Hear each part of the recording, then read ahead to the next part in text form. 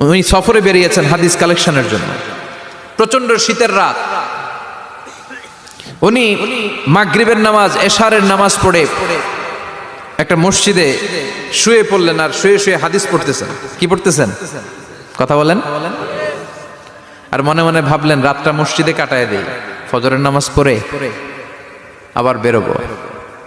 কিন্তু দারোয়ান এসে বলে মসজিদে থাকতে পারবেন না, ওঠেন। দারোয়ান আছে না? কথা কন। আহমদ ইবনে হাম্বল বললেন আমি শুধু রাতটা থাকতে চাই, আমি তো ফজরেরও মুসল্লি, ফজর নামাজ পড়বো তো এই মসজিদে, আমার থাকতে দাও। দারোয়ান তো দেয় না, কেন? মসজিদে থাকার জায়গা না, জান মিয়া।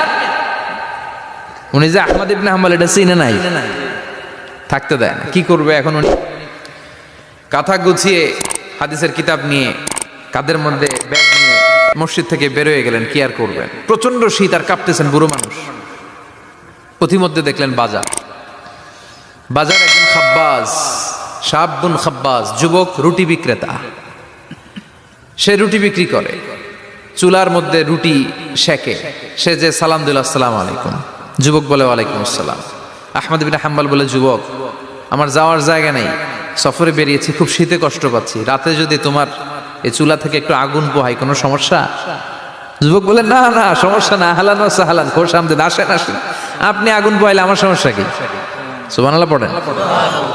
আল্লাহ শুকরিয়া করে উনি বসলেন আর আগুন পোহাচ্ছেন। আর খেয়াল করলেন যুবক রুটি বানায় আর পরে আস্তাগফিরুল্লাহ, রুটির দলা বানায় পরে আস্তাগফিরুল্লাহ, খামির বানায় আর পরে আস্তাগফিরুল্লাহ, রুটি নিয়ে উনুনের ভিতরে চুলার ভিতরে সেকা দেয় আর পরে আস্তাগফিরুল্লাহ। দোকানদারের কাছে কেউ আসলেই সে রুটি দেয় আর পরে আস্তাগফিরুল্লাহ। ক্রেতার কাছ থেকে টাকা নিয়ে ক্যাশ বক্সে রাখে আর কি পড়ে, আবার রুটি বানানো শুরু করে আর কি পড়ে, খালি এইটাই পড়তেছে। ইমাম আহমদ ইবনে হাম্বল তো অবাক, কিরে এটা আবার কেমন যুবক, খালি আস্তাগফিরুল্লাহ। উনি প্রশ্ন করলেন যুবক ঘটনা কি?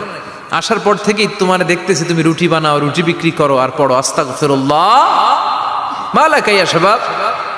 যুবক বলে আস্তাগফিরুল্লাহ আমার সবচেয়ে বেশি পছন্দের আমল, আমি সব সময় আঠার মতো ইস্তেগফারের সাথে লেগে থাকি আর সব সময় পড়তে থাকি আস্তাগফিরুল্লাহ, আর এর বদৌলতে আল্লাহ আমারে মুস্তাজাবুদ দাওয়া বানিয়ে দিয়েছে। আহমদ ইবনে হাম্বল তো অবাক, আনতা মুস্তাজাবুদ দাওয়া, তুমি মুস্তাজাবুদ দাওয়া, রুটিওয়ালা। আমি এত বছর হাদিস পড়াই, আমিও তো মুস্তাজাবুদ দাওয়া না, আর তুমি রুটি বেচো বাজারে, তুমি মুস্তাজাবুদ দাওয়া, তুমি দোয়া করলেই সব কবুল হয়ে যায়। যুবক বলে নাম আনা মুস্তাজাবুদ দাওয়া, আমি আমার জীবনে যত দোয়া করেছি কবুল করে নিয়েছে কে? সব দোয়া কবুল করে নিয়েছে আল্লাহ, একটা দোয়া ছাড়া। কয়টা? আহমদ ইবনে হাম্বলের কৌতূহল, কিউরিসিটি আরো বেড়ে গেল। কি? সব দোয়া কবুল হয়েছে একটা দোয়া ছাড়া। মাযালিকা দোয়া ইয়া শাব, কি সেই দোয়া? যুবক এবার বলতে শুরু করলো আমার জীবনে যে দোয়াটা আল্লাহ কবুল করে নাই সেটা হচ্ছে আমি আল্লাহর কাছে অনেক চেয়েছি, অনেক দোয়া করেছি যে আল্লাহ শুনেছি এই জামানার সবচেয়ে বড় মুহাদ্দিস, তার নাম নাকি ইমাম আহমদ ইবনে হাম্বল। আল্লাহ তোমার কাছে আমার চাওয়া আমি যেন এই ইমাম আহমদ ইবনে হাম্বলের দেখে মরতে পারি, আমি যেন ইমাম আহমদ ইবনে হাম্বলের হাতে হাত রেখে মুসাফা করতে পারি আর তার কপালে একটা চুমু এঁকে দিতে পারি। আহমদ ইবনে হাম্বল আবেগপ্রবণ হয়ে গেলেন, চোখের পানি ছেড়ে দিলেন, বললেন যুবক তোমার এই দোয়াটাও কবুল হয়ে গিয়েছে। আহমদ ইবনে হাম্বলের দেখা আর সাক্ষাৎ পাওয়ার জন্য আহমদ ইবনে হাম্বলের বাড়িতে তোমার যাওয়ার দরকার নাই, আহমদ ইবনে হাম্বল তোমার দরবারে ছুটে এসেছে। আনা আহমদ ইবনে হাম্বল মুহাদ্দিসুদ দাহর, আমি নিজেই আহমদ ইবনে হাম্বল। যুবক চোখের পানি ছেড়ে দেয়, আহমদ ইবনে হাম্বল চোখের পানি ছেড়ে দেয়।